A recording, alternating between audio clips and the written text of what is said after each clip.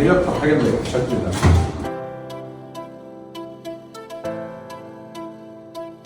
بتحسن المسافه. يعني لو احنا نحدد الجزء تمام، وصلنا الانف المكان ده تقريبا كده، طبعا انا بنفرش تبقى الدنيا احسن. مستعد؟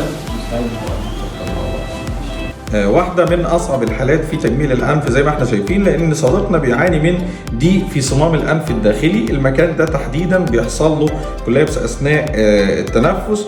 كمان البروز اللي موجود في ظهر الأنف، طول الأنف كبير جدا مقارنة بطول الوجه زي ما احنا شايفين. المسافة بين الشفة العلوية وأرنبة الأنف قصيرة جدا، ده اللي هنسعى للعمل عليه أثناء العملية إن شاء الله. شكرا لدعواتكم الجميلة. زي ما احنا شايفين أنف رجولي منحوت بامتياز. أين ذهب البروز الذي كان في ظهر الأنف؟ تم نحته بجهاز البيزو باستعمال تقنية الموجات الفوق صوتية.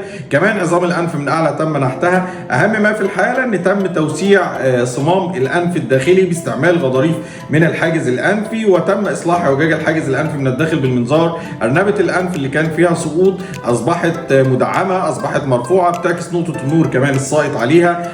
طول الأنف تم تقصيره، ده نعرفه منين؟ المسافة بين الشفة العلوية وأرنبة الأنف تم تطويلها زي ما احنا شايفين، مما يعني أن الأنف تم تقصيره. في